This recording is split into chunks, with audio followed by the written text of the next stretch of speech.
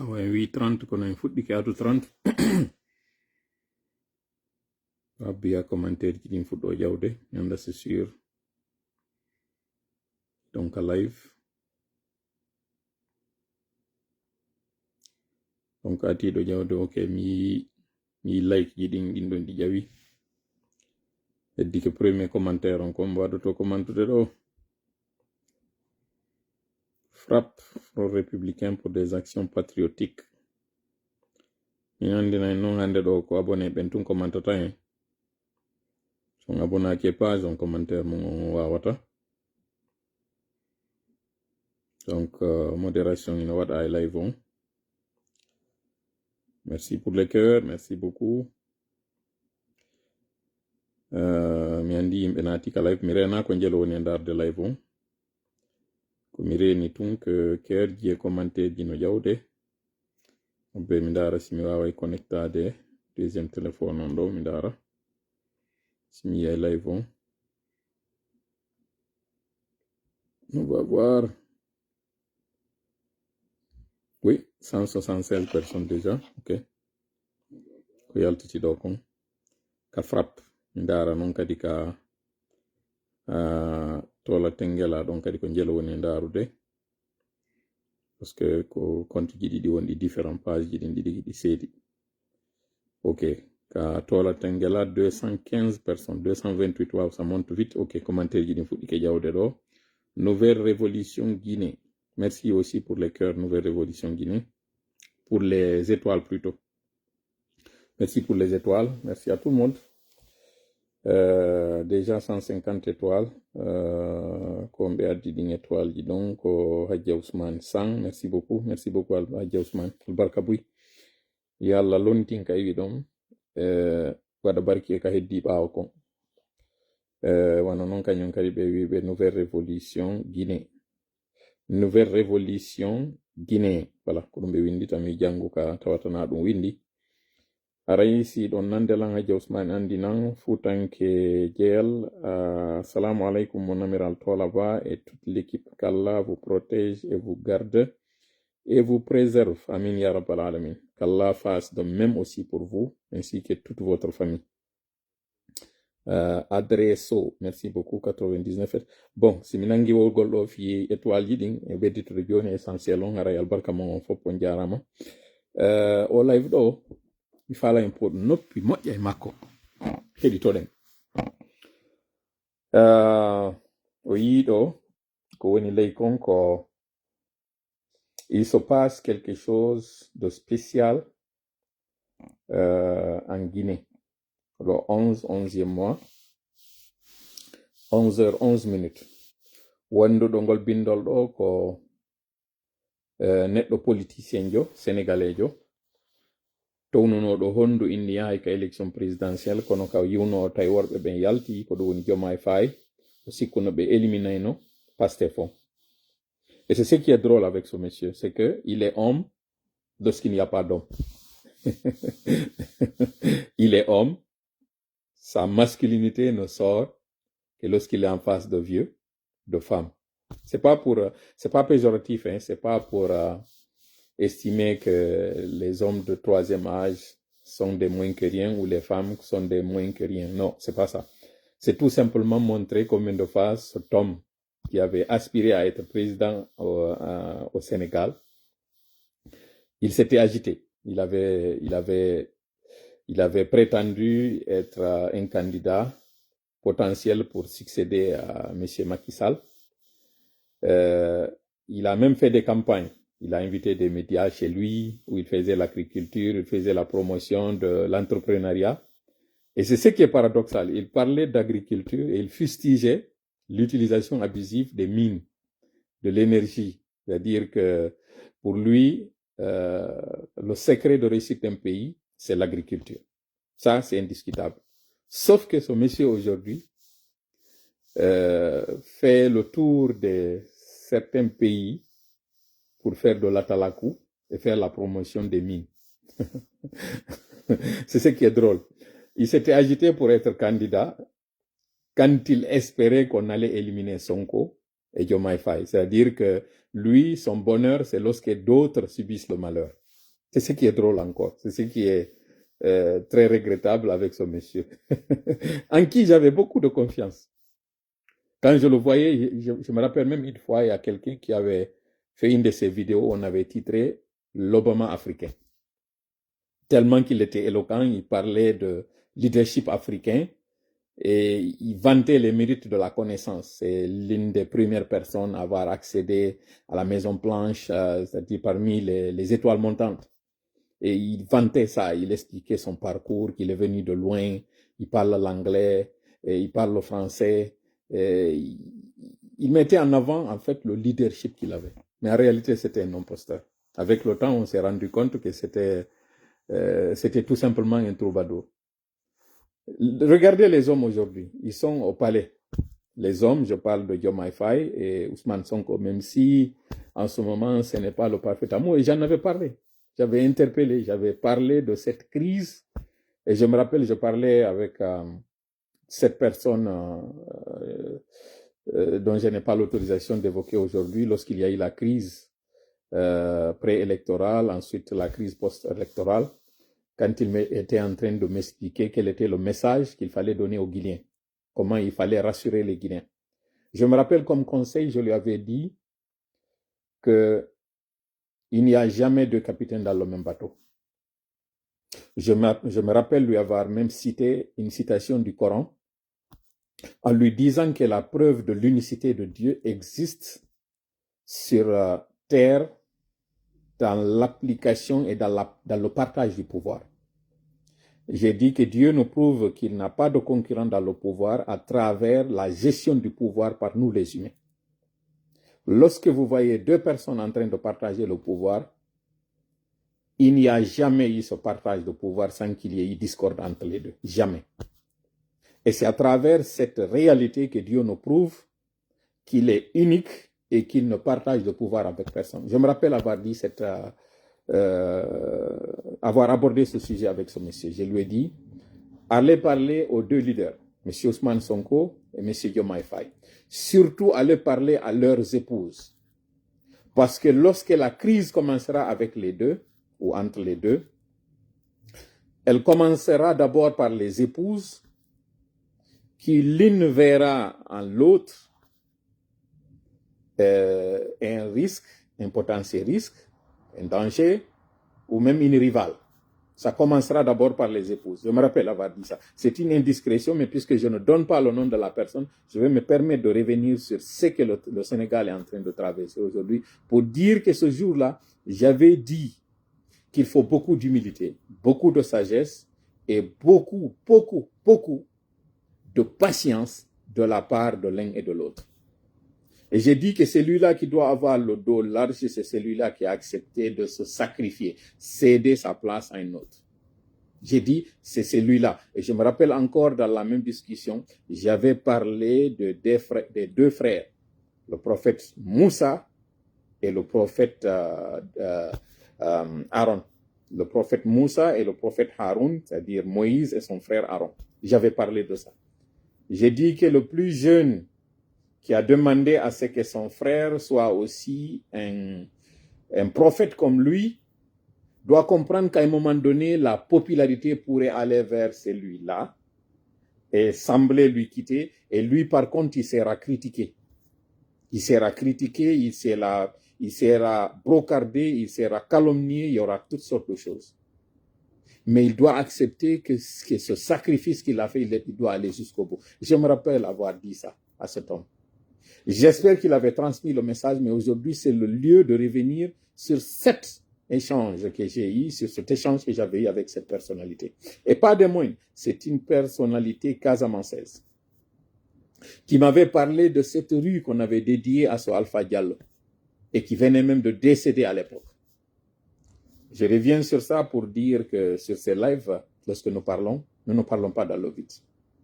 Nous parlons pour un but bien déterminé. Et donc, pour revenir au poste de ce Sénégalais, il dit il se passe quelque chose de spécial en Guinée. 11e mois, 11h11. C'est l'heure de l'armistice. Et donc, lui, qui ne fait pas la promotion du Sénégal, son pays, pour lequel il aspirait même à être président, il vient aujourd'hui faire la promotion de Putschis. Quelle infamie, quel sacrilège, quelle honte. Et là encore, c'est lui qui défendait les valeurs africaines, qui se faisait passer pour un panafricain, fait aujourd'hui la promotion du néocolonialisme. Parce qu'en réalité, Mamadi Doumbouya a fait de cette journée de mardi une journée fériée pour faire plaisir aux colons, pour faire plaisir à son hiérarchie militaire. Parce que cette journée, elle est fériée, parce que cet événement d'armistice concerne les militaires, et que lui, il est militaire français, donc il fallait faire plaisir à ses supérieurs hiérarchiques. Comme pour dire que la Guinée n'a pas un président. La Guinée n'est pas indépendante. La Guinée est sous protectorat français et le président qui est en train de parler, c'est lui qui est à la tête de la Guinée, c'est un Français. Pas Mamadi Doumbouya, pas même son épouse. C'est un militaire français se trouvant en France, c'est celui-là qui est en train de dicter à la Guinée ce qu'elle doit faire. Donc vous voyez combien de fois c'est regrettable, après 66 ans d'indépendance, qu'on retourne de cette façon-là encore dans la colonisation. Et une colonisation qui ne dit pas son nom. Allez aujourd'hui, ce projet de Simando, allez poser des questions, même les restaurateurs, ils sont de quelle nationalité? Quelles sont les entreprises adjudicatrices des contrats au niveau de la sous-traitance? Allez citer. Les entreprises guinéennes se comptent au bout des doigts. Par contre, celles sénégalaises, celles ivoiriennes, celles françaises, celles étrangères, pour faire simple, sont les plus nombreuses. Nous ne sommes pas xénophobes. Nous encourageons cela d'ailleurs.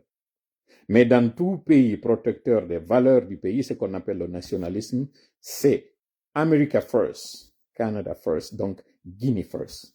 C'est ce que ça devait être. Pour quelqu'un qui aspire à défendre les intérêts d'un pays, c'est ça la priorité. Lorsque vous entendez, lorsque vous observez aujourd'hui la montée du nationalisme européen, surtout celui français, lorsque vous voyez la montée de l'extrême droite, c'est parce que des personnes ont regardé, ont vu combien de fois les étrangers sont en train d'abuser dans leur pays. Et donc, ce n'est pas par haine pour l'étranger, c'est une façon de protéger eux aussi leurs intérêts qui sont en train de monter au créneau et dire stop. Vous ne pouvez pas venir ici et profiter de nos systèmes, même si nous savons très bien que c'est des comportements comme ceux de Mamadi et sa clique, c'est des comportements comme ceux de ces militaires français qui sont en train de dicter la loi à des pays africains, qu'aujourd'hui des jeunes sont en train de quitter le pays. Vous avez vu ce récent naufrage au large des Africains entre l'Afrique et l'Europe. Combien de Guinéens? Pour la plupart ici du même quartier, Bonfi. Et ce n'est pas la première fois. Et pendant ce temps, on nous dit que la croissance économique, la Guinée est première. Un pays où les gens quittent en masse. Un pays qu'on appelle paradis. Le seul paradis où ceux qui sont dedans essayent d'en sortir. C'est juste incroyable. C'est incroyable. Et avec ça, on fait croire que la Guinée, c'est l'Eldorado. Bon, ça c'était juste une parenthèse que je faisais. Donc, Thion, ou Nyong, ou Nyog, ou je ne sais quoi, comment l'appeler, vous êtes une honte. Sincèrement, vous êtes une catastrophe. Vous êtes sincèrement tombé si bas. Et ce qui est ridicule, c'est que vous êtes en train de faire cette courbette à des gens qui n'ont même pas le 10e du niveau de culture que vous avez. Vous êtes tellement instruits que ces personnes-là ne pouvaient même pas être vos garde-corps. Mamadi ne pouvait pas être votre garde-corps. Djiba ne pouvait pas être même votre vigile. Ne pouvait pas. Mais aujourd'hui, vous voyez, vous êtes en train de faire la promotion de ces personnes-là. Vous courvez pour eux, faire leur sale besogne, devenir leur griot. C'est pas mauvais, hein? Les griots étaient très respectés, mais le vôtre, c'est lorsque vous partez faire des études et des très hautes études, côtoyer des personnes de l'ACAPI, de ceux que vous avez côtoyés, aspirer même à être candidat au Sénégal comme président, et aujourd'hui venir servir de laquais à des putschistes comme les Mamadi Doumbouya. Sincèrement, si j'étais à la place des Sénégalais, je vous aurais vomi. À la place des Sénégalais, je vous aurais même renié ou retiré votre nationalité parce que un Sénégalais, ceux-là que nous connaissons, ne se comporte pas de la façon dont vous êtes en train de vous comporter. Parce que à travers votre comportement, vous êtes en train de rabaisser des Sénégalais. Il n'y a pas aujourd'hui ce pays à l'étranger où un étranger est en train de venir se courber de cette façon-là pour des régimes. Même des régimes démocratiques, ils ne sont pas en train de le faire. Vous, par contre, vous êtes cet étranger qui vient dans un pays de putschistes, de pays qui ne respectent pas les droits de l'homme, étant vous ici d'un pays, ici des droits de l'homme, protecteur des droits de l'homme, qui a même fait un procès pour droits de l'homme, et vous êtes en train aujourd'hui de venir faire ce que vous êtes en train de faire. Sincèrement, je ne voulais même pas évoquer votre nom parce que le faire, c'est rabaisser tous les Sénégalais. Mais puisque le Sénégal, c'est une grande nation, d'abord une nation démocratique, grande en matière de culture, Léopold Sédar Senghor, qui a été même membre de cette académie française, mais voir aujourd'hui que quelqu'un comme vous se comporte de cette façon-là, j'ai sincèrement honte pour son excellence Sonko et j'ai honte pour son excellence Diomaye Faye, qui seront visés ou qui seront aussi touchés lorsqu'on dira que c'est un Sénégalais.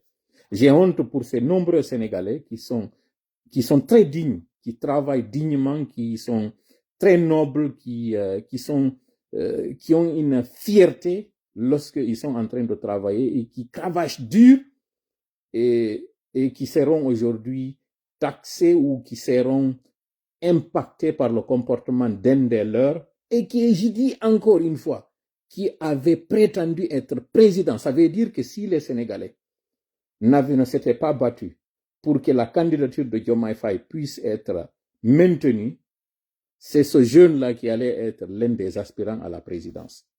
Et qui sait, c'est ce jeune-là qui allait être opposant au Sénégal. Et qui sait, ce jeune-là peut-être par la force des choses ou par accident pouvait être président du Sénégal. Donc imaginez votre président au Sénégal devenir le troubadour d'un régime militaire, d'inculte, d'analphabète. Imaginez maintenant que ce dernier-là puisse être votre président. C'est-à-dire que cette candidature de Diomaye Faye a sauvé les Sénégalais d'une honte, a sauvé les Sénégalais d'une...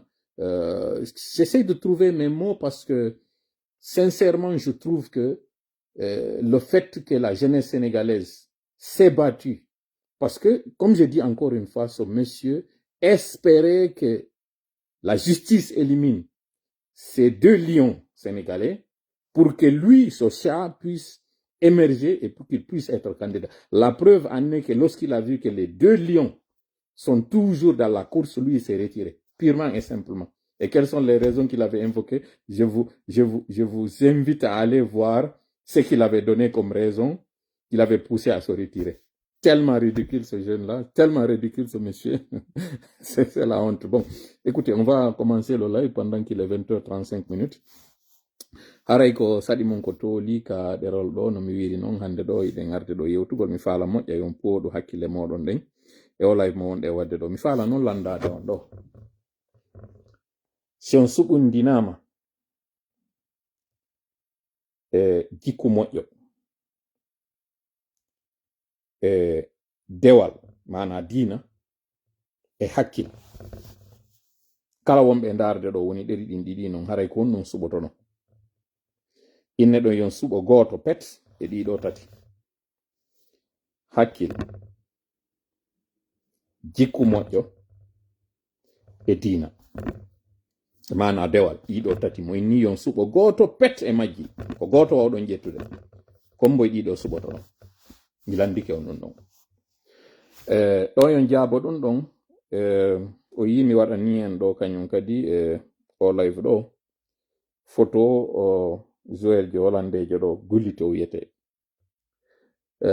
mi yi photoji am partageama moƴƴa noon o live mo mi waɗi mo tawata mi yiltito e makko ɗo mi yi réaction ji buy waɗi e live on mi weltoriɗi moƴƴa noon ɓe yiwɗon ɗo ka inna maintenant ils sont 5 ɗen andi les frères Dalton sont 4 Joe Dalton jusqu'à Avril Dalton mais o yi ya un 5e Dalton ko mamadi wonɗon e yide o wonɗo ka nano ɗo complètement ka dessin animé ɗo kanko woni complètement o wonɗo ka nano ɗo mamadi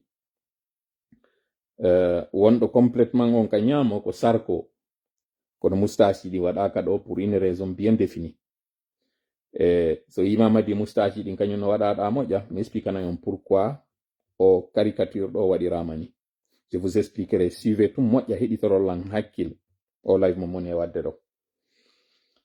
Donc andi a yahata l'école, ñande l'école on udditi hendoɗa nden ñande diplôme on gasata. Se ƴetti noon misal ɗo a yehi jangugol l'école, ƴetten ɗo par exemple physique, et c'est pas pour rien woni en ƴettade physique parce que hande en yewtay fi Albert Einstein, en yewtay fi on théorie de relativité kaw inni ɗon que E, l'énergie est égale à M fois C au carré, c'est-à-dire la masse fois la vitesse de lumière au carré. Wonande ɓe yaha l'école ɓe wata famude men to mapo mi fillanto on, mi sifanto on, mi fensitanayi on ko komo woni e wadde ɗo wasi o yewno l'école jango. Yawɓe ɓen noon l'école no andi ko on ɗum woni konko mi woni e yewtude ɗo fi muɗum kombo woni Albert Einstein, kombo woni on. Mi yetto on kombo woni ma on. Mi yetto on kadi kon ɗum Albert Einstein waɗi. Albert Einstein o ɗo non artugol ngol kam woni on e wiwde ɗon jande a yahata ñande fuɗɗiɗa nden hendoɗa nden ñande diplôme maɗa on. Sen ƴettiɗo misal jangugol physique. Physique ko ngal gandal fi kala ko innete kon mbaadi ko ɗum woni physique. Woni ko ndin ilori, woni ko ndin wirori, woni ko ndin yorundi. Ko ɗum ɗo woni les états de la matière ko ɗiɗon tati. Joni non ɗum ɗo sa yehi a fuɗɗike jangude ñande fuɗɗiɗa jangude nden a heɓay no gasa jannowo goto jannoma gibi ka fuɗɗode hitanden ha ka lannugol mayre. Heɓa deftere wotere ko ɗum woni kaye goto gibi fuɗɗade hitanden ha lannode hitanden. Wona kadi e nokku gotum ko ɗum woni classe goto gibi fuɗɗade hitanden ha ka lannode hitanden. No gasa kadi joɗoɗa e jullere wotere nden gibi fuɗɗede hitanden ha lannode hitanden. E woɓɓe gono ton kañum kadi sattiraɓe moƴƴa tawa ko karambol gotol ɓe woni e windirde ko compule goto kadi ɓe woni e yarde ɗum ɗo haalanno.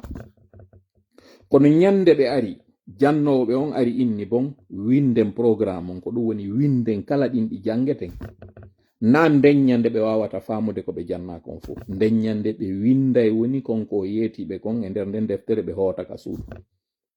Si ɓe windi nden ñande tum ɓe hooti ɓe andi kala ko hana jangede kon ɓe jangoyaali arayna faali ɓe. Ko ma ɓe aroya kadi ñande o aroyta si tawi o aray laabi tati e nder yontere nden koye ɓe aru laabi tati ɓe janga ko jannata ɗo. E piide misal si ɓe arino hankin fi o janniɓe hankin haɗata hande kadi ɓe ara o janna ɓe goɗɗum go ko tawata ko o fuɗɗino ko nde ñande lannitanoka ko hande noon kadi warata o ɓeytana ɓe. Si ɓe ari hande kadi ɓay ko balɗe tati woodi aduna on ko hankin hande e jango. Si ɓe ari hande ɗo kañum kadi fi tokkitugol ko ɓe wanno hankin kon ɗum ɗo kañum kadi riwali wondema jango koye ɓe ari toye kañum kadi ɓay ko ɓe wona jannede hande kon lannata hande ko jango kadi wona tokkitede non ha hitande lanna. Ko ñande non hitande lannoyta ɓe andoya non konko ɓe jangi ɗon kon fo ɓe hendike ɓe dartoye non konko ɓe jangi ɗon kon. Ko ɗum ɗon inete non examen, ko ɗum ɗo woni dartangol goɗɗo ko dartane. A waɗi live ji ɗi wonɗe wadde ɗo ko non ɗi wayi. En heɓi duuɓi 5 jibi miɗo yewtude ka réseaux sociaux ji ɗo. En hewti non hande kadi e palum, en hewti non hande kadi ko ngaɗi kon. Ko ɗo non joni sendidirte non arɓe ittugol wula, arɓe ittagol wula e arɓe ɗaɓɓugol inde. Ko ɗo non hande kadi non sendidirta. Ay ka natuɗen ɗo non hande kadi en hewti non ka welatanmi ɗon. En hewti non ka Allah yiɗi ɗon, ka Allah ɗaɓɓi ɗon neɗɗo on, ka Allah ɗaɓɓi ɗon jiyaɗo makko. Ka wi ɗon baada billahi mina shaytani rajim alif lam mim a hasiba annasu an yutraku an yaqulu amanna wa hum la yuftanun. O wi kalla o laali ɗum ɗon kono faamu ɗum kalla. walaqad fatanna alladhina min qablihim wala ya'lamanna allahu alladhina sadaqu wala ya'lamanna alkadibin. Ko ɗo non en hewti ɗon non ngol cortewol ankabuuti fuɗɗorde maggol on non en hewti ɗon. Kon ɗum non waɗi ngol cortewol taw kon ɗum Allah inirgol ankabuuti. Kon ɗum waɗi so initirgol ngal mari jawowal, kon ɗum woni ngal mari jawowal, kon ɗum Allah yewti fi ngal mari jawowal. Heɗitelam moƴƴa ko moni on yewde o live ɗo kon. Par ce que o live ɗo no fewti yimɓe tato, no woniri noon feƴƴuno ɗon kañum kadi no fewti yimɓe tato. Kono ko monno yewde kon noon ka feƴƴi yaltiti ɗon on andi ɗo noon fi on ɗum mi yewtirno fi o mawɗo e kumpay kum makkum ɓayɓe nangoyama. On humpitike ko feƴƴi kon e hoore ɓey nguure makko kañum eli kamano. En yewta e fi ɗum ɗon kañum kadi e nder o live ɗo. hewti non ka wela tammi ɗon cippiro ngon ngo ari non hande kadi no mi wiri on non ka wona sennidirede ɗon guɓe jondi ko ɗo non andete no mi wiri non ko hombo tigi tigi non jogi on E égale mc carré. L'énergie est égale à la masse fois la vitesse de la lumière qui est 300 km par seconde. Kon ɗum woni ɗum si ɗum ɗo applicama non dans la vraie vie au physique ɗo mo Einstein waɗani en théorie de relativité. Kon ɗum woni théorie de relativité ko konko hisa konko wi'a kon hino hottede iwrugol e ko tawata ndarama laawol laabi ɗiɗi laabi tati ƴetteɗon non hande kadi goɗɗum wi'e tippude e hunde kaari ko ɗum woni théorie de la relativité konko tawata kon hino yuɓɓodiri e goɗɗum taw ɗum ko embere ɗum tigi ko ɗum woni relativité. Relativisugol ko tawgol ngol ɗawa ƴettude pihun gotum jonna yimɓe ɗiɗo hara kum fota ter kono embere kamɓe no ɓe wayi non eno ɓe jogitorta kon non seedira non. E piide misal paɗal marngal pointure 43 ƴettangal ɗon jonna on mo tawata pointure makko ko 41 e ƴettangal ɗon jonna on mo tawata pointure mum ko 45 ene ngal ɗo hawrana e ɓeɗo gotum ko paɗal gotal ngal ko yimɓe wotuɓɓen kono koyɗe maɓɓe ɗen fotata ko ɗum ɗo woni théorie de la relativité. On non waɗɗo ɗum na kanko fuɗɗigoy ɗum na Einstein woni auteur on théorie de relativité na kanko ko woni ko kanko jonni o théorie ɗo nden tippande ɗon ko kanko woni ko jonni nde ndaygu ko kanko waɗi nde anda ko kanko gollitiri nde on taw ɗon innama hoore makko hakkille makko ɗen hino ɓuri hakkille luttuɓɓen fuu oɗo taw ɗon ko 1955 o maayi kono ko 1879 o jibinano ɗum hawriti on ɗum 14 mars o ɗo wonno ko jibina jentorelan hakkil ko muni on e yewde ɗo ko no mi wiri on non o live ɗo ko tokkugol feƴƴino ɗin fof taw ɗon non kañum kadi oɗo si a jentitaki oɗo moƴƴa faamamo ɗe balɗe wonɗe arde ɗo ɗen a wopay ka fokkitalon ko wannoɗa kon fof ɓawo ɗo si a hentitaki oɗo moƴƴa jentoɗamo anda ko honto fewnda anda ko koyngal hongal darora nafatama ko wonɗe wadde ɗo ko en wawata kañum kadi gaynude ko wonɗen ɗo sabu koko senerde woni wadde ɗo no mari piiji tati ɗi mi falama yaltintinande ɗo kon ɗum waɗi si ɓe wadde ɗiɗo hande kon ɗum waɗi si hewta ɗo par ce que ɗo andi buyarno mapino si mi ari ɗo e déjà hanki life waɗali kon ɗum hadi tola waɗa life est ce que oɗo kadi hulɓinaka est ce que oɗo kadi sodaka est ce que cippirongon hande kallannali pandanke hankin o weltiki o yi ko Alaji Sellu yewti kon France justement e yewta e fi ɗum ɗon kañum kadi kon ɗum Alaji Sellu hanki yewti France kon ɗum suuteten e nde yewtere nde ɓe waɗi discours maɓɓe on ɗon kon ɗum woni kesum ko Alaji Sellu wowli ɗon mi weltori noon nde yewtere aw si yaari ni préparé carte an carte an militant UFDG préparé carte an si tawi Alaji Sellu konko ɓe yewti ɗon kon ɓe naɓi di konngol ngol e kuugal ngal haray non fuɗɗike non welde haray non hebile non joni o wiyay non joni ko on ɗum non battinta on faamay non kon ɗum waɗi nde ñande simi waɗi ɗi rastaji par ce que no mi wiri non fiiɗi rastaji an yewtama moƴƴa noon fiiɗi dreadji an yewtama moƴƴa noon Abbas honorable Abbas haray mi yi vidéo maɗa o mi weltorima moƴƴa mi jarnima mi yi kadi ko wakkiliɗa kon fellitu en humpodiray si Allah jaɓi fellitu en humpodiray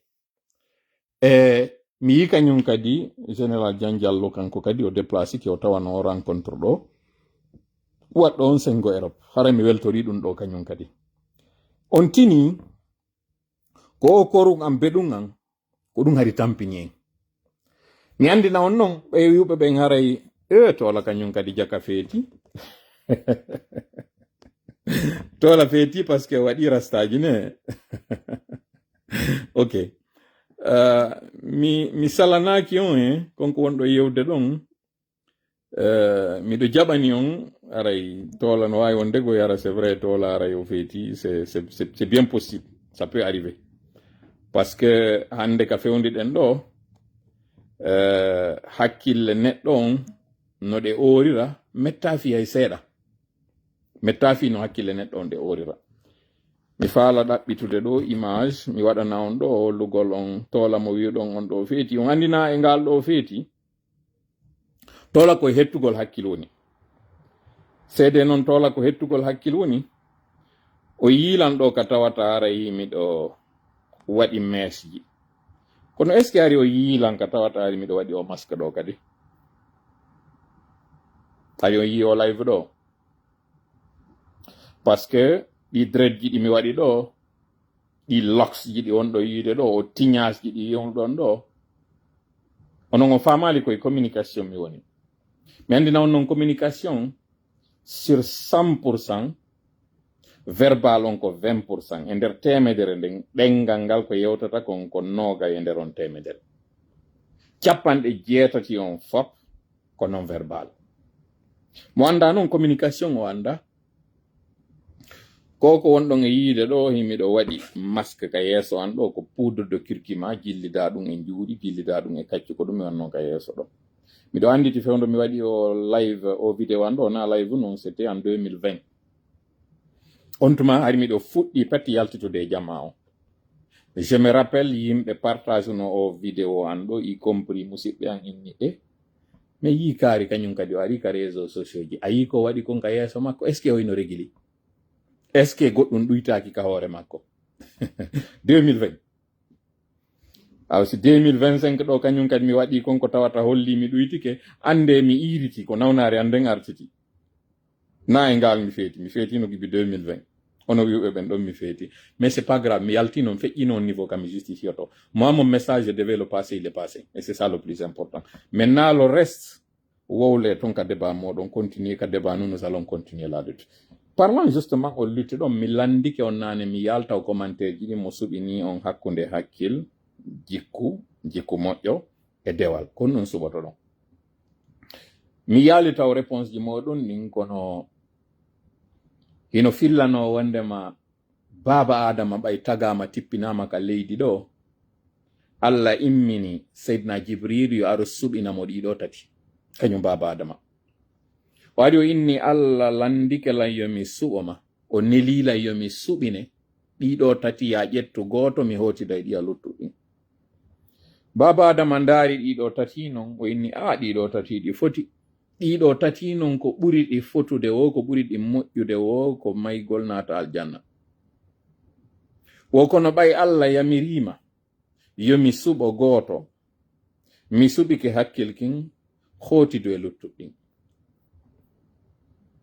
baba adama suɓi hakkil kin, ɓe suɓaki jikku moƴƴo ko tawata ko needi e ko jokkodire ɗum ɗon kon fof, ɓe suɓaki dewal ngal ko tawata e wiya mo no naata e aljanna ko ngal dewal ɗo wondata e mo, ɓe suɓi hakkil kin. ɗo andi fiyon noon ɓe suɓori hakkil kin ko paske ko ki hakkil ɗo woni maafe neɗɗo.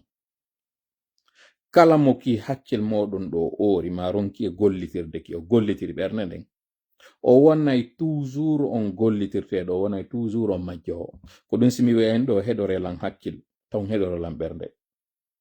nde ɓernde ɗo tuma nde fewji wo iwtirɗen ɓaawo nde naɓa en e ka bonata.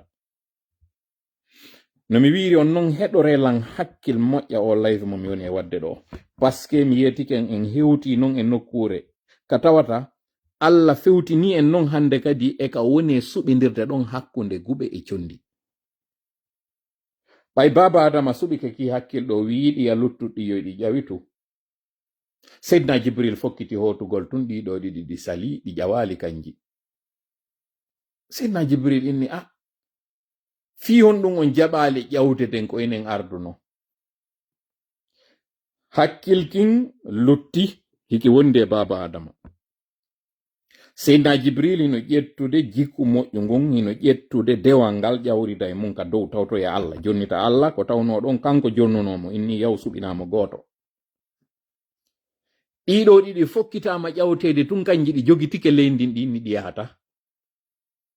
seyna jibril landiɗi inni fi on ɗum wata ƴawdude ko enen arduno ɗi wi'i Allah yamirima Allah nelima menen kadi Allah no wodi ko yeeti men o yamirno men wondema wata men seedu hakkil kala ka hakkille ɗen woni koye men wono ɗon hakkille ɗen lutti ka leydi ɗo a fokkitike ƴawdugol amen ka dow mi wata yaade ka dow ton ala fuska men nafoyta dow ton si hakkil ala jentite moƴƴa ɗi ko jikku moƴƴu ngun diina kan jaabi malaikajo Allah on tawɗo on mo kala e maɓɓe nela inni ma'mura wa anti ma'mura komi nelaɗo komi yamiraɗo an kadi ko a nelaɗo ko a yamiraɗo Allah yamirima ardu amen men tato non gotum ƴette hotida e luttuɓɓen menen kadi non Allah yamirno men kala ka hakkille ɗen woni koye men wonu ɗon baba adama suɓike ki hakkilɗo luttidude makki ka leydi ɗo mi wawata ƴawoyde ka kammu men acca ki hakkilɗo ɓay men yetama kala ka ki hakkil woni koye men wonu ɗon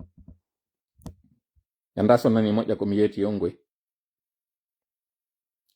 nda ñande mi yeeti ko minni nawnare kala hino mari lekki kon ɗum mi wowlani on ɗo minni probléme kala hino mari solution parce que andugol ngol tum probléme o ala solution déjà ko solution on famali kon ɗum mi yewtiri on kadi ɗum no jentela moƴƴa no mi wiiri on noon a arata fuɗɗode hitanden heɓa nden ñande diplôme maɗa on a jokka ya hitande lannoya si wawa famude ko wonɗa yewtede kon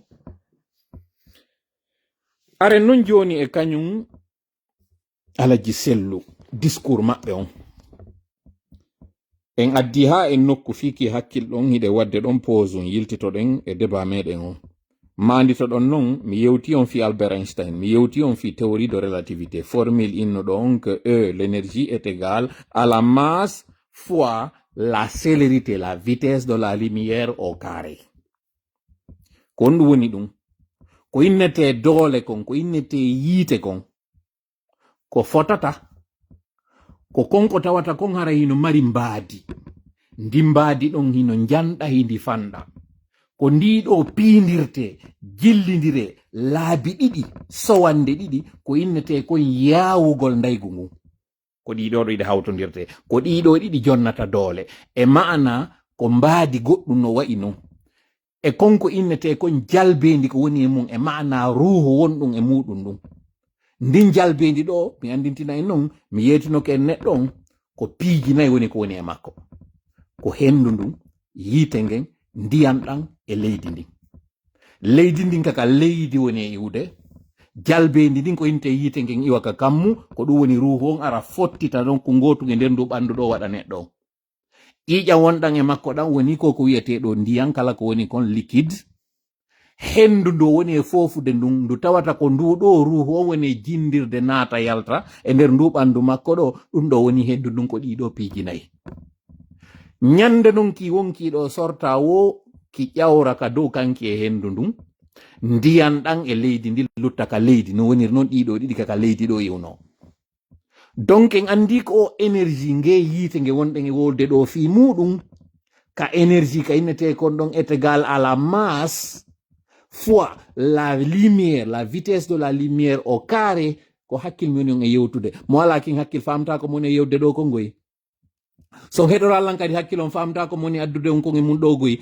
jentite moƴƴa o feetuɗo wonɗon e yewde ɗo jentita ɗon haala feetuɗon so jentitike haala feetuɗon Albert Einstein kañum kadi ko non wonano wiyede ko feetuɗo annabaɓen kañum kadi ko ɗum ɗo ɓe wonano wiyede ko ɓe feetuɓe par ce que ko on woni feetere ko tuma tawi a hewtitaki jama on hiɗa ɓaawo teri e par rapport kamɓe ko ɓe reni kon ma tuma feƴƴitoyɗa jama on tawa hande kadi a feppida e maɓɓe ko ɓeɗo ɗiɗo woni feetuɓe enen noon ko jogiɗen wonɗo normal ko o feppuduɗo e meɗen haysi noon koye feetere wonɗen ko ɗo woni feetuɗon ko ɗo woni marɗo hakkil kinkan feetuɗo on ko on wonɗo ɓaawo mo tawata en accino mo ka wonɗen miijitade kaari ko komojo noddenmo komoyagal on feƴƴitiɗo e ɓenna kaari ko feetuɗo ko ɓeɗo ɗiɗo joni noon contre mumen jeeya mi anda kono jentite nde yewtere o feetuɗo wonɗon yewde ɗo andi ton noon no mi wiiri on noon mi yewti en fi hakkil kin suɓinanoki baba adama ɓe suɓi kinɗon mi yewti on fi Albert Einstein mi yewti en kadi fi théorie de relativité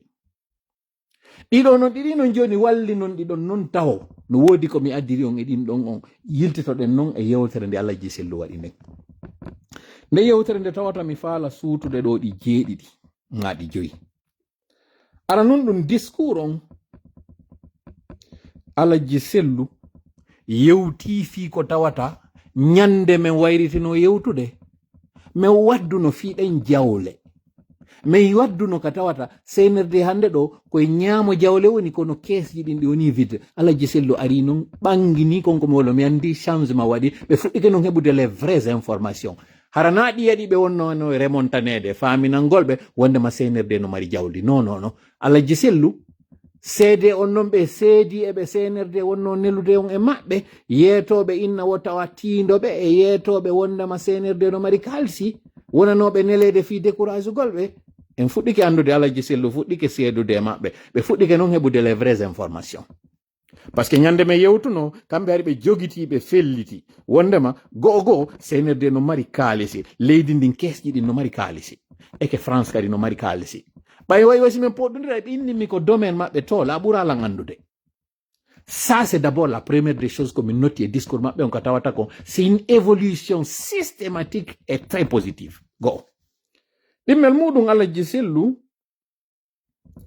ɓe yewti avec fermeté ɓe yaltini on tommo mi falano e ɓe yewtu daragol ngol inna hande kadi na kartal addata goɗɗo e laamu alhamdulillah rabbil alamina ni ɓuri no ɓuri tultundi après 15 ans Alaji Sellu faami na kartal addata goɗɗo ka laamu en andi ɗo jaka ko wonɗe wadde kon fuɗɗike battinde en andi jaka Alaji Sellu seedi noon eɓe wonnoɓe ɓe ɗaynude Alaji Sellu fuɗɗike noon ɓatade wonɓe yeyatade ɓe tigi on Alaji Sellu ƴetti noon doloki hande kadi noon ɗaɓɓowo laamu ɗum ɗo o ton ɗo mi yiɗimo e konko ɓe yiɗo kon kadi mi yiɗi ɗum ɗo moƴƴa kon ɗum noon ɓuyimmi welde konko ɓe yalti ɓe yewti ɗon kon fof par rapport e on ton kaka ɓe wi ɗon hande kadi publiquement harana ko ɓe innata e nder plateforme ni na ko ɓe yewdata yimɓe ɓe wi publiquement il faut que Mamadi Doumbouya dégage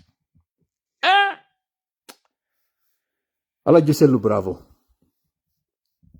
Mamadou Sellu Dalen bravo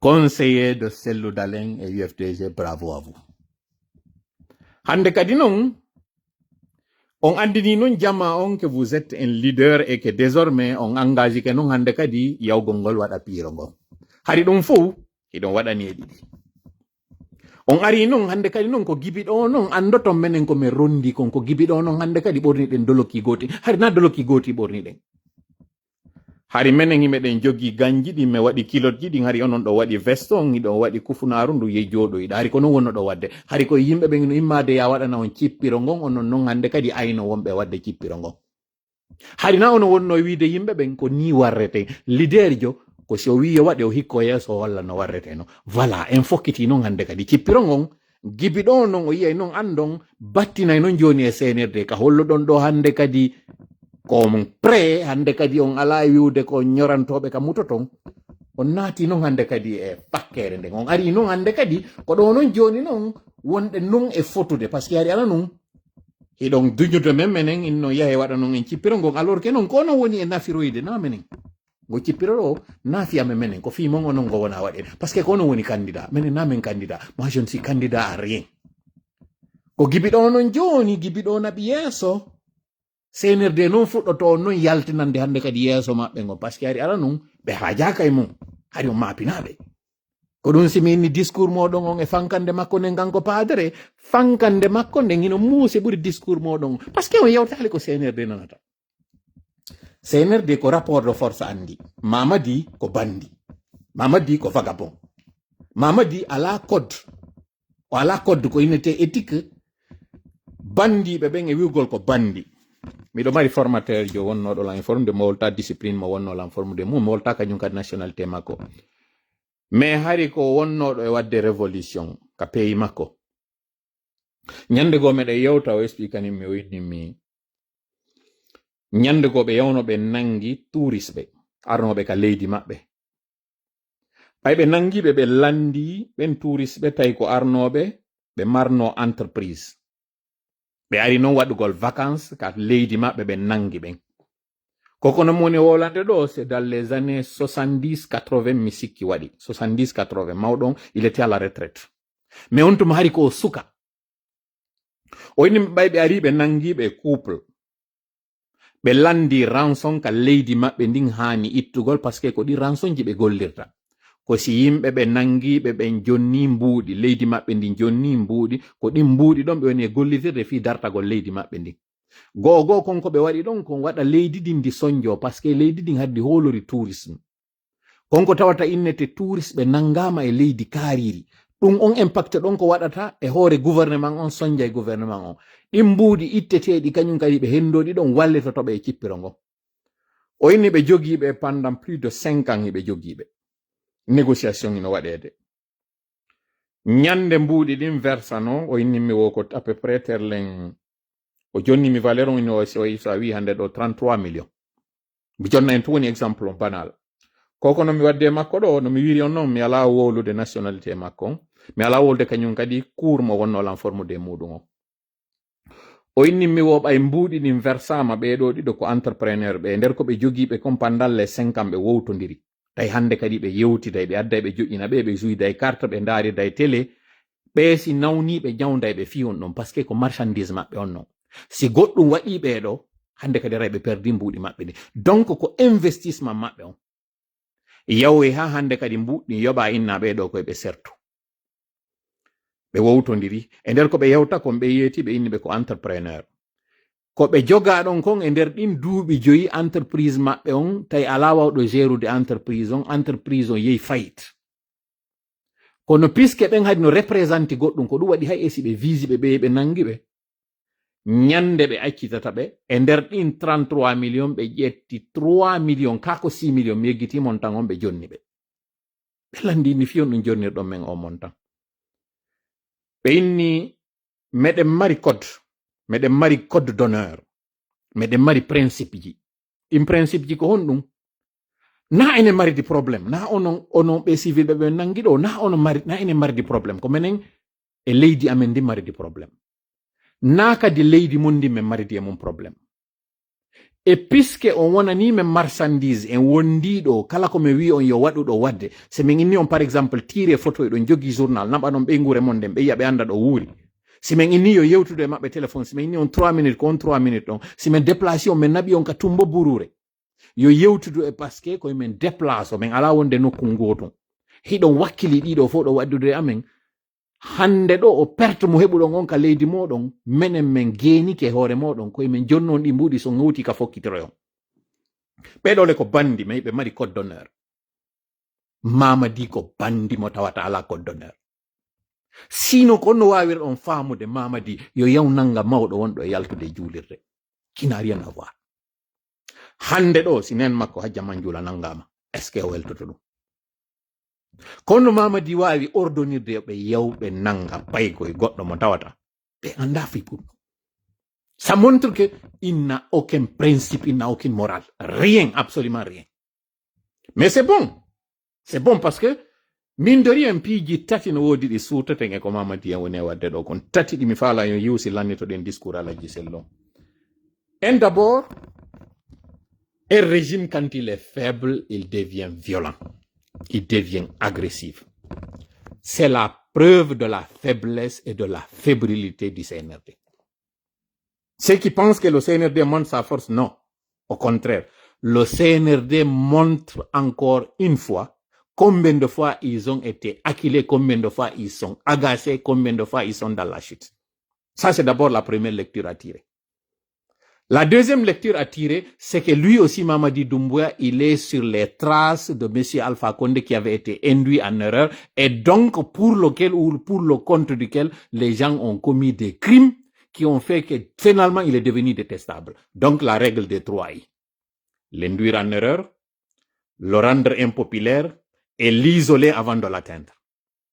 Donc, ça aussi, c'est un progrès très significatif et c'est un signe très positif pour nous qui faisons la lutte. Ça veut dire que Mamadi, tu nous as pas écouté, mais aujourd'hui, ils sont en train de t'induire en erreur parce que c'est lui-là qui m'a envoyé la sortie de Eli Kamano. C'est un membre des services de renseignement français, de surcroît un corps habillé, qui a dit que cette fois-ci, il a franchi le Rubicon et nous ne pouvons plus le tolérer. Pourquoi on t'a induit dans cette erreur? Parce que déjà, ils ont signé le contrat. Le contrat de Simandou, qui constituait la raison pour laquelle il fallait te donner un moratoire, il fallait te laisser là pour que tu fasses ce que tu avais à faire, ils ont atteint maintenant leur objectif. Lorsqu'ils étaient en train de répéter que c'est la signature irréversible, c'était dans la théorie. Maintenant, c'est dans la pratique. C'est fini. Ils ont obtenu ce qu'ils voulaient. Tu ne sers plus à rien, Mamadi. Et c'est ce qui est dommage. Tu ne nous as pas écoutés. Aujourd'hui, ils t'ont rendu infréquentable. Tu connais, demande de tes formateurs, ils te diront, lorsqu'ils voudront se débarrasser de toi, ils te rendront tellement infréquentable que personne ne lèvera le moindre doigt pour qu'on t'élimine. Personne. Parce que personne ne voudra s'associer à un régime qui fait ce que tu es en train de faire. Vous savez pourquoi la guerre en Palestine a fait que même des membres de MAGA ont finalement changé d'avis et sont devenus contre le régime des républicains? C'est parce que les images ont montré combien de fois ce que les citoyens gazaouites étaient en train de subir, c'était combien de fois ignoble, combien de fois c'était un drame humain, que finalement même ceux qui supportaient le régime se sont retournés contre lui, y compris des juifs. Cette technique-là, je pensais que tu pouvais la comprendre, Mamadi, pour comprendre que tu as franchi encore un autre Rubicon. Et nous, c'est ça notre soin, c'était ça en fait qu'on attendait de toi. L'autre fois, j'ai fait un live dans lequel j'ai mis des pots de banane. Si je parlais de ces pots de banane, peut-être tes services de renseignement, ceux qui viennent ici pour décortiquer ce que nous faisons, ce que nous sommes en train de dire, allaient te dire, attention, il y a un piège. Ils sont en train de nous tendre un piège. Tu es tombé dans le piège. Vas-y, allez arrêter tout le monde. C'est pas ce qui va nous faire arrêter. Non. Le livre de Machiavel, que je vais d'ailleurs vous mettre ici, est très révélateur. Et il nous explique combien de fois. Ce que vous êtes en train de faire là, c'est les b.a.-ba de la lutte. Vous connaissez ce livre? Pour ceux qui ne le connaissent pas, je vais vous l'afficher ici. Et je vais vous inviter à lire vraiment ce livre. Parce que dans ce livre, vous allez comprendre qu'il n'y a pas cette maladie qui n'a pas de remède. Et il n'y a pas ce problème qui n'a pas de solution. Ce livre, il est là. L'art de la guerre.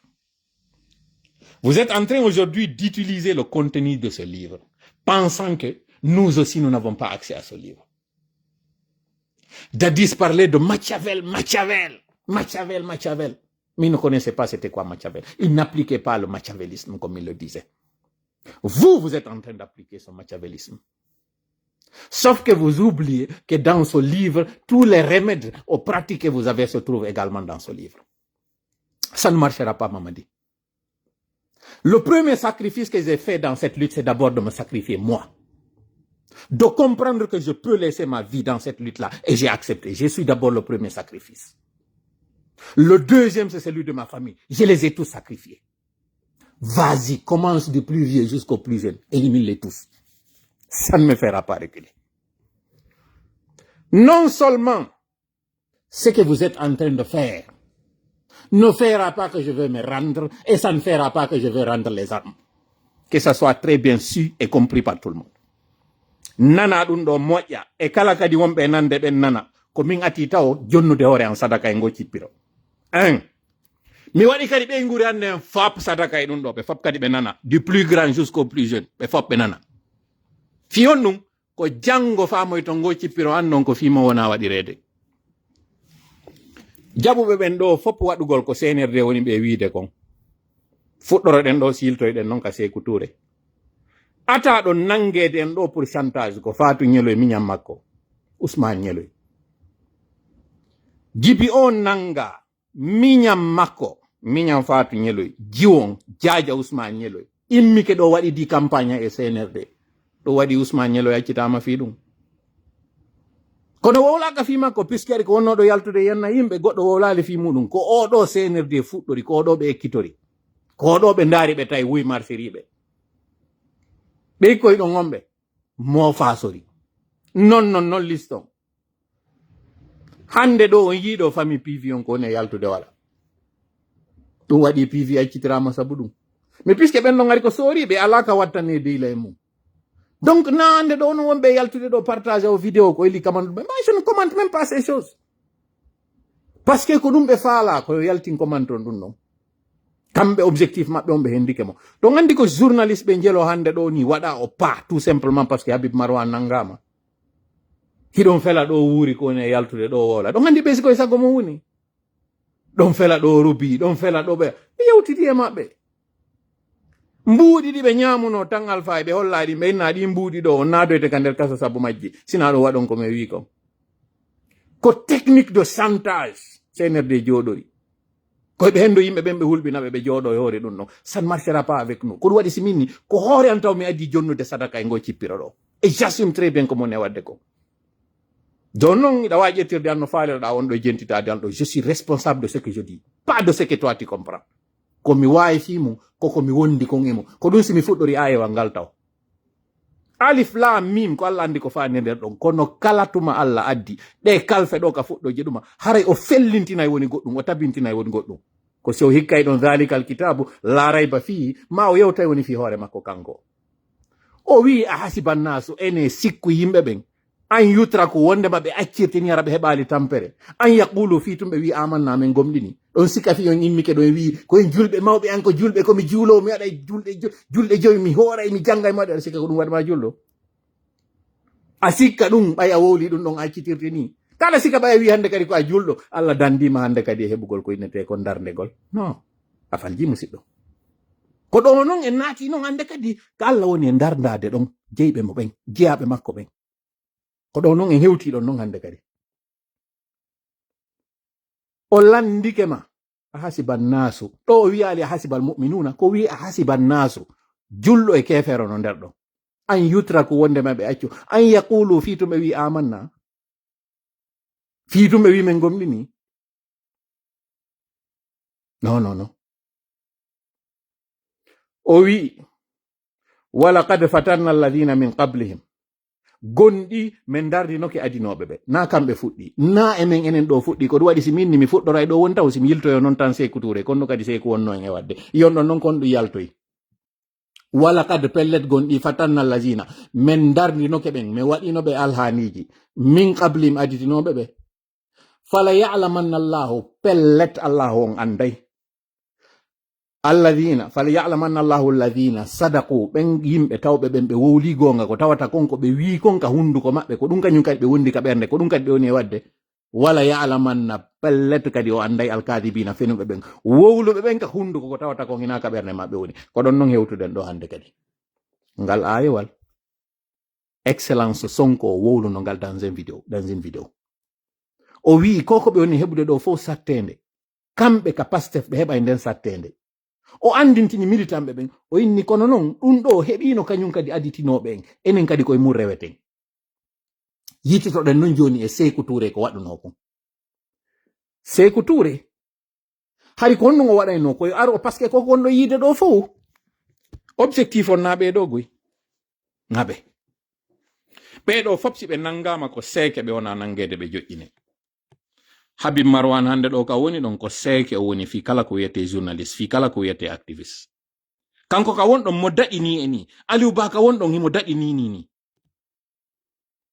Fonike Mbengue ka wonɗon no daɗi Billo Ba ka wonɗon no daɗi kono ɓeygure maɓɓe nden enen luttuɓen kay hasi ko enen mari probléme hande ɗo kono no mariɗen probléme par ce que ngi pression wi ɗo fof ko waddidirgol wonɓe ɓen e nder ɓeygure wotere nden par ce que ɗum ɗo ko wona waɗirede ko fi kamɓe ɓay ɓe wawata hewtude goto e amen ɗo koye taw mo kala hande kadi e ɓeygure mo waddidiral ko ɓeygure nden noddata inna si a waɗali hunde kaari mi huɗete sa waɗali hunde kaari hunde waɗaylan sa waɗali hunde kaari hunde waɗaylan nangudu na ko sa yindu honto ndu woni Sékou ko ɗum ɗo waɗayno o waddidiro wonɓe ɓen nder suudu woturu ndun o ara o yeetoma dénonce kaari sa dénonce ali kaari ko annatoyta ka kaso place makko o jamfike la minti o trahisi lan ko ɗon an kadi o trahisuma ko woni e waɗirde ɗum ɗo ko fiya natu kaso kono min miɗo moƴƴi mi nadatama kaso seede on min dangaymo kanko mi soka amminoma ma jango donc o livre Machiavel ko hande noon o wona gollitirede ko noon CNRD woni gollitirde rewta noon e ɗi laawi feƴƴunodi faami ɗum ɗo moƴƴa faamon andon goto nangete goto hulɓinte kono fappo si dartike goto hulali en foppe dartike CNRD wawata hen mi yetito ke nyande go mini de mari sempete njitati hide yande sempete woltam mongol hide ngacci didi arano minito mo kala hino mari taw ko gerdata e mun ka wonki mun ka hakkille mun ka gomdinal mun ko tuma gayni duda e dun don yahana non dimon don taw dun kaka beynguure ma ko wombe ben takko ma yimbe maada ben tigi musidal maada gal ko tuma non gayni duda be do fo dartida dido didi non foluda dido didi si yaho ya non cippiro ya tammo enen non ide yande tammo hide ngacci dido didi ko dun simi ka fuddo de live on ko do non hande kadi sennindirte ande ben tawobe ben sofay tun bay ko be arno ko dabbere inde bay ko be arno ko ittugol mone ko ittugol kan wula sofay tun be do hande kadi be rekila parce que be nay min be ngure ande no burani mi fo oui be ngure ande no burani mi fo me na ngo cippiro do be ngure ande no tawa ndi leydi di mone cippirande ko der don be tawa pas l'inverse na leydi ndi woni be ngure ande ko be ngure ande jeya e leydi ndi si mi sova inon ko bato on mi sovata na won do ka der bato ko bato do mi fala yo dadu mi fala kadi en fu yen dando o bato do innugol do fi mi yo mi dadu be ngure ande yo dadu mi dira mi dandali bato parce que bato on si mo tufi o mutai si min ni non dandugol bato on be ngure ande de dado raydo kono si min ni dandugol be ngure ande bato on dadali men fop men dadata mi fala en wadun do mojja ka sala mo ngono wombe jentitade lambe do andon. Je dis et je répète encore une fois, comme ati itu de hore en sadaka ngo cipiro. Kami dadali do miti hore en sadaka ko do luttu ben fo kanyum kadi itta sadaka. Nanon dum do mojja de mone yewde do jetton kad nabo ngo vidéo o circulo e ono wombe nabude vidéo jini circulo de hadi hewoto ya ki do droit. Je répète encore une fois, min tola. Mi yeti kon ko piji didi yaltin tam men ngo cipiro. Mi maya few lanna cipiro ngo min ngolanni. Ma mi yaha mi fola. Ko dun do wadata hande kadi mi jodo non tanke goto e dido wadali sino fala fuddo to toti ha ngoni fop nange fop ware je suis dans cette lutte là mafum on nani so nanali mi beyda volume on so nanali kanyum kadi mi arta kadi verso parce que correcto on mi wadi do nano moja yeto don kadi mamadi on nana moja je me suis sacrifié en premier connaissant très bien le risque dans cette lutte là. Je me suis sacrifié en premier, d'accord? Connaissant très bien que ma famille se trouve en Guinée, je les ai sacrifiés. Allez faire de tout ce que vous voulez. Je peux vous donner chacun sa position exacte. Allez faire de ce que vous voulez. Cette lutte-là, je ne me rendrai pas et je ne rendrai pas les armes. Que ça soit bien sûr et entendu. Et ce que tu es en train de faire, je dis trois choses. La première, vous êtes en train de montrer votre fébrilité, votre faiblesse. On ne s'attaque pas à des innocents. Ça montre que vous êtes lâche. Et nous, ça nous arrange parce que ça montre que vous êtes acculé et ça nous révèle la situation interne que vous voulez cacher. Et d'ailleurs que je révélerai dans ce live. J'expliquerai la destination des fonds. Pourquoi on vous a réclamé l'argent aujourd'hui. Ces 4 que vous avez distribués, qui sont en réalité ici de l'avance que vous avez sur les fonds miniers, sur les biens miniers, les 15% dont vous parlez, vous savez tout ce que vous mentez. C'est pas 15%, c'est plus que 15%. Mais puisque le reste est en nature, vous avez pris ces natures, vous les avez distribuées. Et vous êtes en train de préparer l'opinion à ce que vous allez faire lorsque vous allez finir votre sale besogne. Vous allez réclamer tous ces véhicules 4x4 parce que vous savez que ces véhicules 4x4 sont destinés aux mines. Certains véhicules étaient supposés être pour la défense, la sécurité des sites miniers. D'autres véhicules étaient pour les sous-traitants. Vous les avez pris, vous les avez distribués à ces sous-préfets, vous avez donné cadeau à des gens qui sont en train de faire vos louanges. Vous savez très bien que c'est plus que 15%. Nous avons accès au contrat, nous connaissons très bien comment vous avez négocié. Sachez-le très bien pour que vous sachiez que nous ne sommes pas là en train de parler dans le vide. Vous préparez l'opinion à ces retraits que vous allez faire et ces emprisonnements que vous allez faire une fois que vous allez avoir ce que vous voulez. Ça ne marchera pas. Il faut que nous informons les gens et qu'ils sachent dès maintenant. Vous êtes dans une situation très compliquée. Vous devez de l'argent d'abord pour l'électricité, vous devez de l'argent pour beaucoup de sous-traitants. Vous êtes endettés jusqu'aux os. Vous êtes endettés. Et vous ne voulez pas dire ça.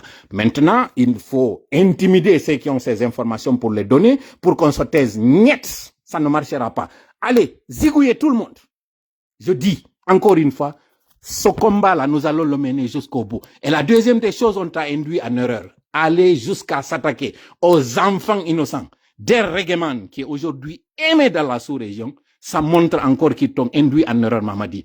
Et la troisième, qui est d'ailleurs la meilleure parmi tout ce que tu as fait, désormais, ce que tu as fait là, même ceux qui te défendaient, n'ont plus de possibilité de dire que nous le défendons. Parce que là, tu as franchi le Rubicon. Désormais, ce sont eux-mêmes qui auront le feu vert, le bouton vert pour t'éliminer. Ils auront ça là, très facilement. Désormais, ce sont les organisations du monde entier qui vont se braquer contre toi. Tu es tombé dans ton propre piège, Mamadi. Et curieusement, ils n'ont fait cela que lorsqu'ils ont su qu'ils ont obtenu la signature du contrat et que désormais les travaux sont lancés. Sois plus intelligent. Tes muscles là doivent te servir un peu, mais tes neurones doivent te servir plus, puisque tu es un niais, tu es une bête, tu es un con. Voilà pourquoi tu es induit de cette façon-là. Fais le ménage autour de toi. Toutes ces personnes que vous avez intimidées, c'est parce que ces personnes n'ont pas de l'énergie suffisante. Si elles avaient de l'énergie suffisante, elles auront compris que Sékou Touré avait utilisé la même méthode. Ça n'a pas empêché que Sékou Touré mette en prison des gens qui avaient accepté d'obtempérer. Ça n'a pas empêché qu'il mette en prison des associés à lui, des gens qui l'ont aidé. Ça ne marchera pas. Nous sommes au courant de ce que vous êtes en train de faire. C'est machiavélique. Heureusement, nous sommes vaccinés. Merci Poulal. Oui, mais l'année de l'humain. Albert Einstein avait dit que l'intelligence n'est pas la capacité de magasiner des informations, mais c'est de pouvoir les retrouver et les utiliser à bon escient au moment voulu. C'est ça l'intelligence. Et lui, dans sa théorie de relativité, il avait dit quoi? Que l'énergie est égale à la masse, et dans cette lutte-là, c'est le degré de détermination fois la vitesse de la lumière multipliée au carré. Et cette vitesse de la lumière, c'est notre capacité de réaction et notre capacité d'action, c'est-à-dire le fait d'anticiper. Cette lutte-là, vous avez de l'énergie lorsque vous avez en masse et une masse suffisante de conviction et de détermination. Si vous ne l'avez pas, vous avez beau à dire que vous avez de la vitesse, vous avez beau à dire que vous avez de l'anticipation, ça ne vous servira à rien. Par là pourquoi la vitesse a été multipliée par 2. Cette vitesse-là, elle a été au carré. Pas au carré plutôt, pas par 2, au carré. OK. Donc, Albert Einstein était supposé être l'homme le plus intelligent. Son intelligence l'a aidé à faire la bombe atomique. D'accord? Cette bombe atomique qu'il a faite n'a pas empêché que... Vous savez de quelle façon il est mort? Vous savez comment est mort Albert Einstein à l'âge de 75 ans? Ou 76 ans? Allez chercher comment il est mort. Alors qu'il était supposé être le plus intelligent. Donc, c'est dire qu'on n'est pas à l'abri. Vous qui pensez en train d'être conseiller Mamadi Doumbouya de faire ce qu'il est en train de faire aujourd'hui, vous êtes en train de l'induire en erreur. Et vous l'avez induit en erreur, il ne s'en sortira pas. Mamadi, tu n'as aucune porte de sortie. Aucune. Tu ne t'en sortiras pas. Je dis, c'est lui qui m'a envoyé la vidéo de Ilika Mano ce matin. C'est un membre des services de renseignement français.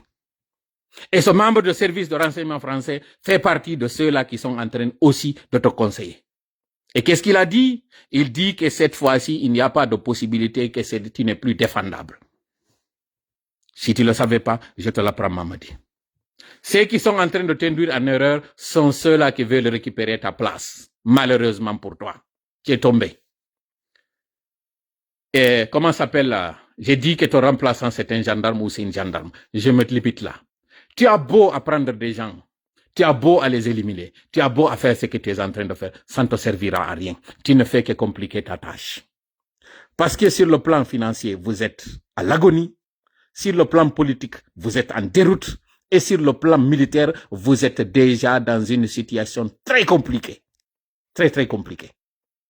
Je ne rentrerai pas dans les détails parce que ça concerne aussi un enjeu de sécurité nationale. Mais tu sais très bien de quoi nous sommes en train de parler. Misaki tora yewtere nde hondu. Innu gollongol cortewol anka buuti. Alla no initirgol mano yewti e nder maggol fi ngal mari jawwal. Kono Allah yewti fi ngal mari jawwal. O yewti ben tawbe ben no yewti e makko kanko Allah. Naati gere sanamu, naati gere jalan, naati gere kal ko inete kon fi seytane. O wi mathalul ladina ittakhadhu min dunillahi awliya kamathali al-ankabuti ittakhadhat bayta. wa inna awhana albuyuti la baytul ankabut law kanu ya'lamun. O inni sifa ɓen mbaadi ɓen tawɓe ɓen ɓe ƴetti ko tawata hina Allah fawi ɓe goɗɗum go ko tawata hina Allah. Sifa maɓɓe on hino wayi ngal mari jawwal nde ngal inni ngal ƴetti suudu. Ko ɗum no woni suudu mari jawwal? Ko ndun suudu ndu tawata ɗo wata ndiyam, ɗo wata nange, hendu tigi si tiiɗi suudu ndun ndu bonay. Ko mari jawwal ngal wonti suudu maggal on, ɓay ko kangal sacci kangal waalo ngal wonta hande kadi kangal woni suudu maggal on. Allah wi ɗon no wa inna awhanal buyuti sino andano ko ɓuri jasude kon e cuuɗi ɗi la baytul ankabuti ko suudu ngal mari jawwal. Kono law kanu ya'lamuna si ara ɓeyno andayno. Si ɓe yimɓe hande ɗo sikkuɓe ko ɓe woni e wallitade ɗo kon CNRD wonde may ɓe wallude hoore maɓɓe, si ɓe anduno ha honto ko merente ɓe woni e wiide ɓe wallidirde e muɗum ɗo harayno ɓe andino ɓe yiltotono e ɗuɗo. Malheureusement Allah wi law kanu ya'lamuna si ɓeyno andayno. Kono on anda no mi wiiri noon on weltanoy to men ko mi woni e wadde go cippiro ɗo. Fewndo ɗo on andata par ce que seytane no arde so on sina on sikkay ko mo woni e wadde ɗo kon men sacrifie on onon, on sikkay ko mo woni e wadde ɗo kon ko yoore refi ko satte refi. Sékou Touré ko ɗum ɗo kadi waɗuno, est ce que ɗum danduno on? Sékou Touré ko waɗi kon fo yimɓe ɓen ɗoftanimo, ɗum waɗuno jama daɗi, ɗum haɗuno Sékou Touré hebbingol kasoji yimɓe, ɗum haɗuno Sékou Touré bonnidirgol nder ɓe ngureji. Nanga ɓiɗɗo on ndetta baba on nomamo, ma nanga baba on ƴetta ɓiɗɗo on nomamo, nanga modi on naada mo kaso, yiltitoyo ton ara murtinoya debbo on, jomboya o debbo ɗo ɓiɓɓe heɓe ɗon tawa ɓe ɓiɓɓe ɗo kotiraɓe ɓen hino andi ko miññiraɓe ɓen baba mum woni sabu baba amen naada kaso maayi. Wonde modi bo on fiyo yaltu kaso koyo ɓeyngu on yew waalodo e aynoɓe kaso ngon fi o yaltinoya o yaltoya ka nder kaso o anda ɓeyngu makko reedi o ɗo reedinɗomo ko wonnoɗomo e soñjude on ka nder kaso o ɓiɗɗo ɗo heɓe o fembe goɗɗo wowlata fi muɗum. Ɗen ɓeygureji ɗi andi kadi woni fuuta ɗo ka tawata ɓiɗɗo régisseur on nu ino jeeya ka nder galle nder ton o wonnoɗo ka nder kaso wonanoɗo e ɓittede soñje sikoyo arno o yiida e nder modi makko o rewayno ka bureau wonɗa kanko e régisseur on ɓe famutira, o rewayno ka nder bureau wonɗa kanko e garde pénitentiaire ɓen ɓe famutira, kanko e commandant on ɓe famutira. Ngun on système mo colonisation on adduno waɗani ko on système ɗon kañum kadi ɓay colonisateur jo yeeyi ɓe wiwɓe ɓen ko ene waɗi de maɓɓe liton ko ɗum ɓe waɗi en kañum kadi. Onon han joni on jangali, onon han joni on famali, onon han joni on heɓani ndi gilgui ɓernde, han joni hakkille moɗo wawali on andintinde ko wona. Awa koko Albert Einstein wi'i théorie de relativité konko o janni ɗon fimum o inni énergie on konko tawata kon ɗen doole ɗon ko ɗe honɗum kono embere gomɗinal neɗɗo on se ngartika cippinal ɗo gomɗinal makko ngol e Allah no ɗum ɗon janɗiri wo ɓeyna ɗum ɗon la masse ɗum ɗo sowidire cowalle kañum e ndaygu ngun ndaygu ngu tawata on ko yo wiwde yer maƴƴande hara yehi parce que ko 300,000 km par seconde na de par heure par seconde no waywa sa wi iwgol Conakry yaha Zérekore ɗum ɗo noon laabi guluuji 300 e nder hinƴande ko ɗum woni seconde ko ɗum ɗo kanko o wi théorie de relativité e nder non ngo cippiro ɗo sen ƴetti e yuɓɓidiri e muɗum ko andugol ngol ngo cippiro ngo wonɗen e wadde ɗo ko ma heɓa gomɗinal janal fawoɗa e Allah anda na an dandata hoore ma ko Allah danday ma kono anda on Allah kadi dandata ma e hoore ko dandata ma gon ay moto cippira ay moto dartoɗa kala waɗɗo e hakkille moɗon ɗo wondema ko si min wallini ngo cippiro min daɗi onon kadi daɗuɗon on ɗaynama min daɗata si min wallini on daɗata si min wallini ko hisa ko tañƴina hiɗen wawi hisude ko hasi yen hisu ko si en immike en dartike immagol ngol noon darto onon on desidi on immota ko darto ɗon o waalike on jooɗike on sikki ko konko hulɗon ɗo wata on dandinde jooɗe ka joɗɗon ɗon minen noon immiɗen ɗo si Allah jaɓi ko tañƴina koyeɗon immi ari tawti men ka immiɗen ɗon na minen meɗen tawti on jooɗi ɗo nanon ɗum ɗon moƴƴa famon ɗum ɗon moƴƴa en tout cas no mi wiiri on noon ko ɗo wonde joni noon ara weltanike moƴƴa Allah ji sellu no ɓe wiiri noon toɓɓe ɗe mi wiɗen mi yi weliɓe ko welilan ko ɓe yewti kon ko tawi kon ɓe ari ɓe fottiti e meɗe wondema CNRD ko wujjo mbuɗi tu woni CNRD landiri mbuɗi CNRD no ñawli mbuɗi ɗum ɗo saydi e kaɓe innanolan ɗo wondema mbuɗi yonoji ɓe marno ɗimel muɗum kañum kadi tommo ɓe yewti e muɗum on kaɓe inni CNRD hina iwroɓe ni tum ɓay tum ɓe ari ɓe jamfike hande kadi o jama on fof immo ko manki noon e yewtere maɓɓe nden hino fotuno hara alaji sellu ko teni militaire ɓorno tono ñande ɗo ne yewtude ɗum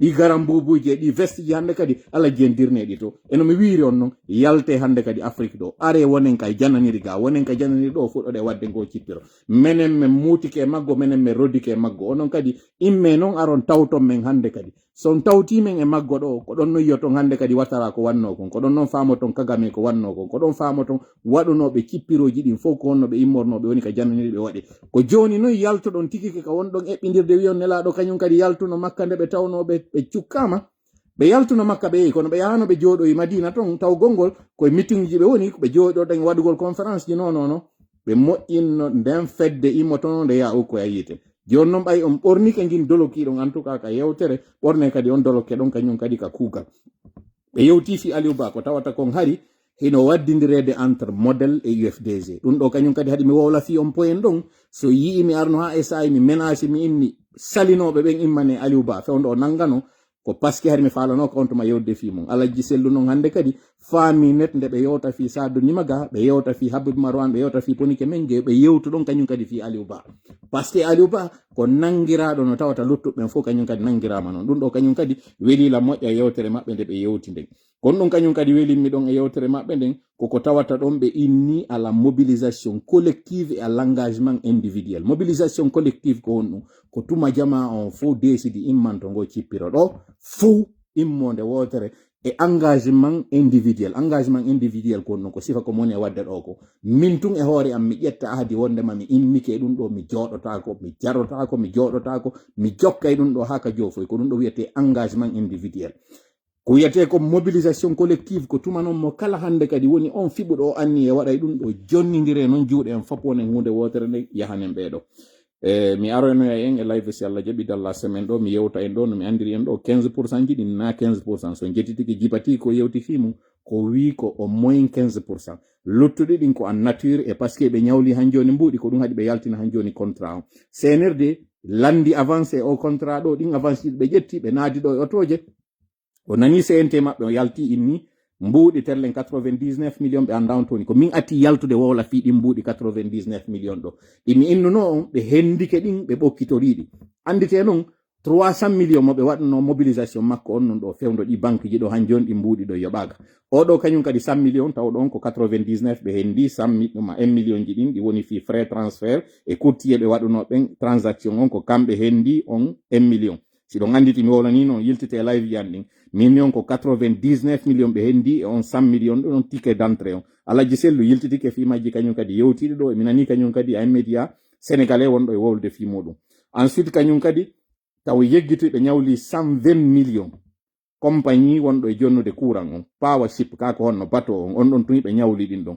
mbuuɗi ɗi CNRD hande ñawli ɗo ɗin hiɗi ɗuuɗi tellement par rapport e o débat mo yiwɗon hiɗo yewta ɗo fi mum jiba ko yalti wowri ɗo mo tawata o janga koko Sékou Touré waɗno koko PDG waɗno ɓe woni répétude ɗo andite ɓen ɓe tawata ɓen harayno andon ɓen ɓe tawata haray duuɓi maɓɓe ɗin towa Sékou Touré nomi ka nder gouvernement makko yimɓe ɗiɗo ɓe janga analphabète ɗe tawowo e maɓɓe debbo go mo tawata o yaha l'école few o janga Sékou Touré waɗi ɗum donc o yiyali taw fus e ko CNRD woni e wadde ɗo ko hiɗo yewta ɗo fi jiba tawɗo kañum o moyen hino wawi jangude Sékou Touré nomu no woɓɓe tawnoɓe ɓe wata jangude ɓe wata windude o inniɓe kadi honɗum ministre o lamitori honɗum wiwgol ngol wo ko promotion ɓen ɓe tawata ɓen ɓe janga a réalité ko honɗum ko fiino o suuƴira kanko angal gandal makko ngal woɓɓe no woodi wonɓe kirɗinde siɗɗo makko kanko Sékou Touré kawo makko mo farana arnoɗo udditugol gar ɗuma onno aéroport on Labé arnoɗo waɗi discours makko on ari o inni nous remercions les femmes et les femelettes qui sont venues pour l'ouverture de la gare voiture d'avion de Labé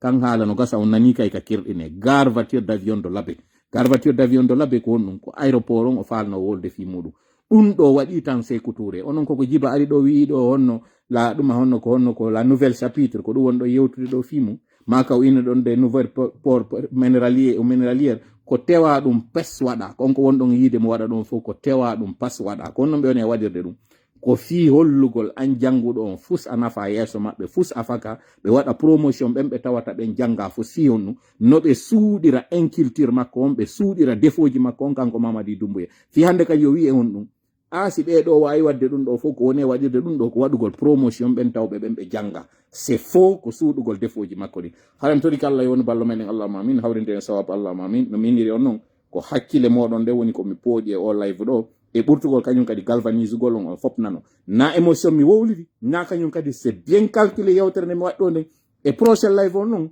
mi aranoya en kañum kadi e fi am min piiji ɗi mi rewi e mum gomɗinal ngal mi poɗata en e muɗum ngal e piiji ɗi mi hoyɗi ɗi tawata goɗɗi ko ɗi mi hoyɗuno gibbi 2006 ko honno konko mi hoyɗuno 2006 ɗon waɗi 2007 waɗoy 2010 e non fof kañum kadi mi holla en seede ko mi wowluno ko mi wowla kañum kadi inɗe ɓen tawnoɓe no anduno ɓe mi waɗino film par ce que les personnes sont encore vivantes landoyoɗon ɓe yiyon kañum kadi fof no mi wirta noon je me réfère et je me répère allahumma salli ala sayyidina wa sallim assalamu aleykum wa rahmatullahi wa barakatuh